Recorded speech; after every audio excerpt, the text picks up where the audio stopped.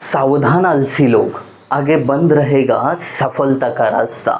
सावधान आलसी लोग, आगे बंद रहेगा सफलता का रास्ता। यूं ही सोते सोते मिल जाएगा।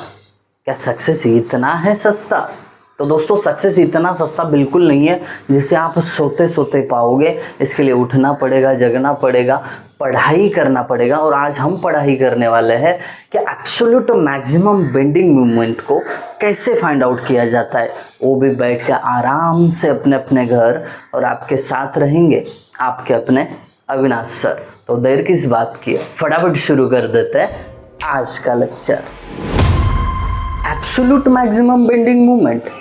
तो आप ये सोच रहे होंगे कि सर, मैक्सिमम बेंडिंग मूवमेंट और एब्सोल्यूट मैक्सिमम बेंडिंग मूवमेंट में डिफरेंस क्या है? दोनों तो सेम ही रहने चाहिए ना। तो देखिए दोस्तों, इसका डिफरेंस भी समझने वाला है। इतना बेसिक से मैं आज का लेक्चर शुरू करने वाला हूँ और आपको सारी चीज़ें क्लियर हो जाएगी, इसकी गारंटी मैं आपको दे रहा हूँ। बस एक चीज़ की आप भी गारंटी लेना कि चैनल को अभी तक सब्सक्राइब नहीं किया है तो फटाफट कर लीजिए, हौसला बढ़ेगा। और अपने दोस्तों के साथ भी शेयर करिए, मोटिवेशन मिलेगा। चलिए आपको पहले तो समझा देता हूँ एब्सोल्यूट मैक्सिमम बेंडिंग मूवमेंट और मैक्सिमम बेंडिंग मूवमेंट में डिफरेंस क्या है। देखिए, कोई आपके पास एक गर्डर है, ठीक है, मानो कि ये गर्डर है। जब आप किसी भी एक सेक्शन पे फाइंड आउट करोगे मूवमेंट, तो उस सेक्शन की वो होगी बेंडिंग मूवमेंट मैक्सिमम। समझ रहे हो?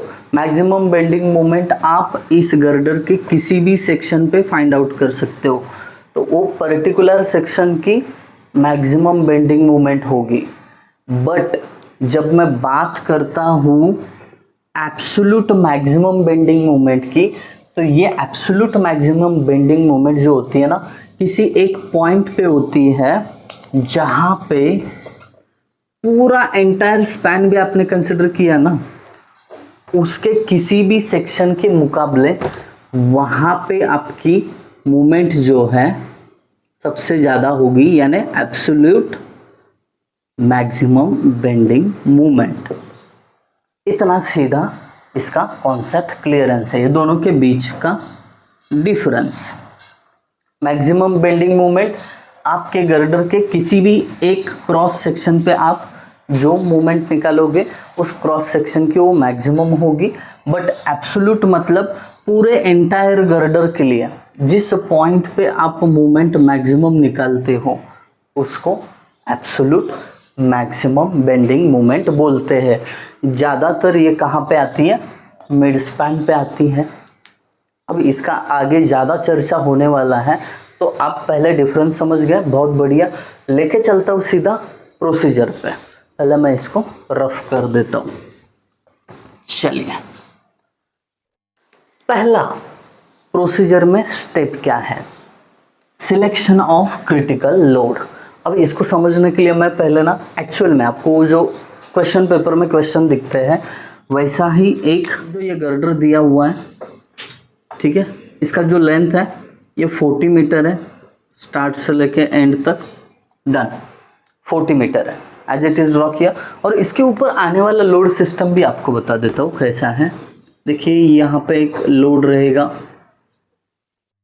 60 किलो न्यूटन 1 मीटर के बाद। यहाँ पे एक लोड रहेगा 20 किलो न्यूटन, फिर 1.5 मीटर के बाद एक और लोड रहेगा जो 40 किलो न्यूटन है। और यहाँ पे 2 मीटर के बाद और एक लोड है 60 किलो न्यूटन का, ठीक है। तो ऐसा लोड सिस्टम है, आई बात समझ में? अब क्या करना है आपको, इसमें से कौन सा लोड है जिसके बिलो आपको एब्सोल्यूट मैक्सिमम बेंडिंग मोमेंट मिलेगी, आपको लोड चूज करना है। तो लोड देखिए कैसे चूज करेंगे हम। पहले तो ये जो भी गर्डर है उसका मिड स्पैन निकालो। क्या करो? मिड स्पैन मतलब 20 मीटर इधर और 20 मीटर इधर। जो मिड स्पैन पॉइंट है उसको सी बोलो, starting A ending B. Got it? अब इसके बाद आपको क्या करना है, इस लोड सिस्टम को इस गर्डर पे ऐसे फिट करना है कि जिसमें कोई एक लोड पहले क्रॉस कर जाएगा सी को। देखिए मैं करके बताता हूँ, आप समझ जाओगे। पहले तो समझो कि सी को क्रॉस करने वाला जो लोड है वो कौन सा है, 60, क्योंकि वो लीडिंग लोड है ना। 60 क्या करेगा, सी को क्रॉस करेगा। मतलब ये कैसे बैठेगा बताता हूँ आपको। ये 60 इसको क्रॉस करके गया है, बाकी जो है ये सी के पीछे है, मतलब 40 इधर रहेगा, 20 इधर और थोड़ा पीछे इसके 60। आई बात समझ में। तो लोड सिस्टम ऐसा है, लोड क्रॉसिंग सी कौन सा, 60। इसके बाद एसी पे एवरेज लोड कितना है ये फाइंड आउट करना है। अब ये एवरेज लोड कैसे निकालते हैं, तो ये तीनों लोड्स के addition 60 plus 20 plus 40 divided by span AC कितना है 20, उससे डिवाइड करो। अब क्या करना है आपको, डिनोमिनेटर एज ही रखो, जैसा है वैसा रखो 20, बाकी ऐड कर दो लोड को। 60 प्लस 40 100, 100 प्लस 20 120। आई बात समझ में। अब देखना ये हुआ एवरेज लोड ऑन एसी। अब सीबी पे एवरेज लोड कितना होगा, एक ही लोड है 60 divided by span of CB 20 रख दिया। अब ये दोनों का कंपैरिजन करना है। कैसे, देखो पहले एसी वाला लोड लिखो 120 डिवाइडेड बाय 20 और दूसरे सीबी वाला 60 डिवाइडेड बाय 20। इसमें से बड़ा कौन सा है, लोड बड़ा कौन सा है, तो ये ऑब्वियसली डिनोमिनेटर सेम है, जिसका न्यूमरेटर बड़ा वो लोड बड़ा। तो ये ऐसा आएगा साइन इधर, 120 इज ग्रेटर देन 60। अब आपने क्या किया, अगला लोड 40 किलो न्यूटन, ये क्या कर रहा है, इस सी पॉइंट को क्रॉस करके आगे जा रहा है। लोड क्रॉसिंग सी 40। तो मैं क्या करूंगा, इसको केवल प्लेस करते समय ये 60 आगे चला गया, फिर उसके बाद ये 40 जो है इसने भी क्रॉस किया, तो इधर पीछे जो बचे दो ही लोड है 20 और 60। आई बात समझ में। अब क्या करना है, average load on AC, AC पे दो ही लोड है 60 plus 20 divided by portion span 20 is equal to, ये कितना हो जाएगा 80 डिवाइडेड बाय 20। बात खत्म। अब आगे देखो, सीबी पे 60 और 40 है, तो 60 प्लस 40 डिवाइडेड बाय 20, ये हो जाएगा 100 डिवाइडेड बाय 20। अब कंपैरिजन करना है, ये कितना है 80 डिवाइडेड बाय 20 और आगे ये 100 divided by 20। Again denominator same है, आपको अब ग्रेटर देन का साइन प्लेस करना है। अब ना ये बड़ा है 100 80 से बड़ा है, तो आपका जो साइन है ना चेंज हो गया। जैसे ही साइन चेंज हो गया उसी लोड को आप क्रिटिकल लोड मानोगे 40 को। आई बात समझ में। तो आपके लोड सिस्टम में ये जो 40 है ये क्या हो गया, क्रिटिकल लोड हो गया, जिसके बिलो मतलब जिसके अंडर आपका एब्सोल्यूट मैक्सिमम बेंडिंग मोमेंट आने वाला है।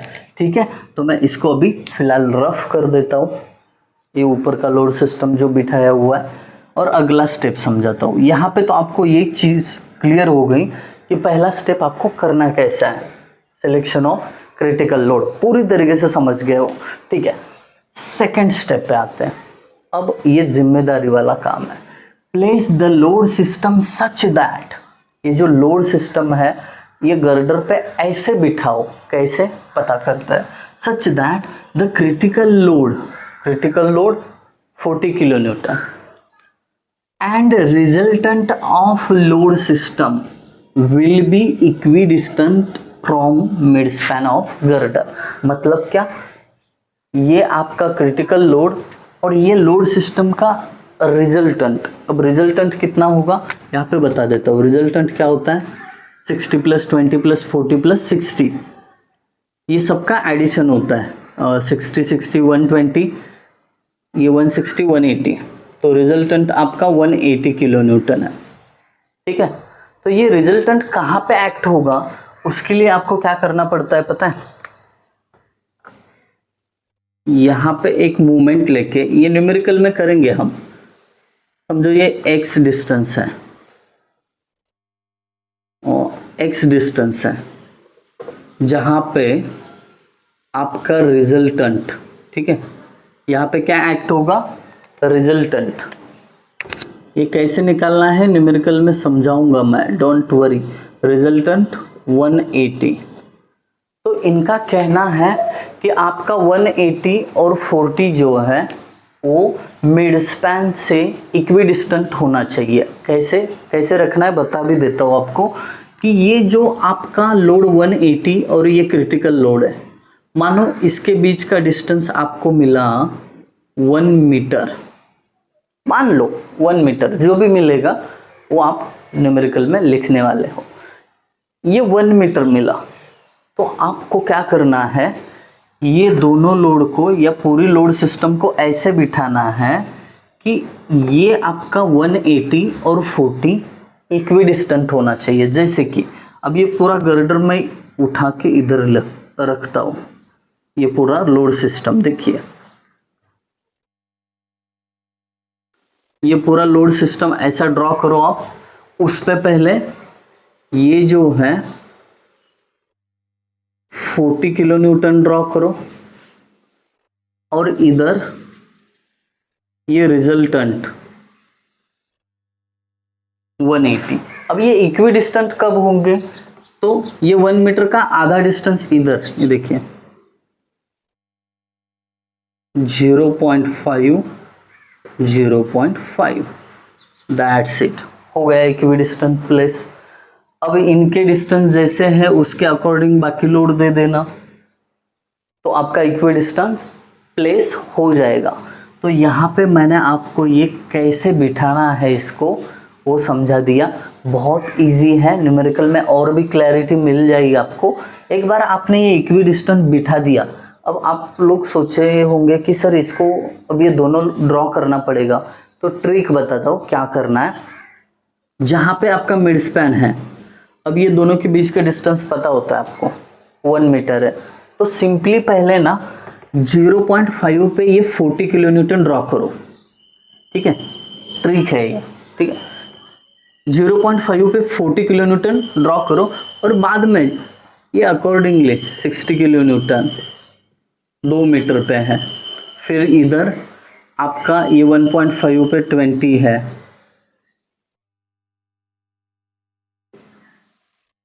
फिर इसके बाद इधर 60 है। ऐसे शुरू करने का, शुरुआत कहाँ से करनी है वो आपको पता होना चाहिए। 40 किलो न्यूटन को इधर पहले प्लेस करना है 0.5 पे, फिर इसके बाद जो करना है ना मैं न्यूमेरिकल में समझाऊंगा। समझाने की चीज़ ये थी कि इसको प्लेस कैसे करना है, क्रिटिकल लोड कैसे फाइंड आउट करना है, ये 2 चीज़ें इस लेक्चर में समझना बहुत ज़रूरी है। अब ये आप बोलोगे कि सर रिजल्टेंट का डिस्टेंस कहाँ पे होगा, ये भी मैं न्यूमेरिकल में बताऊंगा, तो डोंट वरी। अभी अगर आपको ये x क्या है ये नहीं समझा है तो टेंशन लेने की ज़रूरत नहीं। इसके तुरंत बाद एक लेक्चर आने वाला है जिसमें आपको ये x डिस्टेंस निकालना भी बेहद आसान तरीके से बताऊंगा मैं। तो यहाँ पे ये अपना स्टेप नंबर 2 भी ख़त्म हो जाता है। अब तीसरी और आखिरी एकदम इम्पोर्टेंट स्टेप, आपको फाइंड आउट करना है bending moment under critical load. तो आपको बाद में क्या करना है, एक बार आपने ऐसा सिस्टम बिठा दिया ना, तो ये 40 न्यूटन आपका क्रिटिकल लोड है, 40 किलो न्यूटन, तो उसके जस्ट नीचे यहाँ पे आपको बेंडिंग मोमेंट फाइंड आउट करनी है। और वो जो बेंडिंग मोमेंट मिलेगी भाई साहब, वो होगी आपकी एब्सोल्यूट मैक्सिमम बेंडिंग मोमेंट। बहुत सारे बच्चों को यही डाउट होता है कि सर बेंडिंग मोमेंट उस लोड के नीचे लेनी है या मिड स्पैन पे ही लेनी है, यहाँ पे बड़ा कन्फ्यूजन होता है।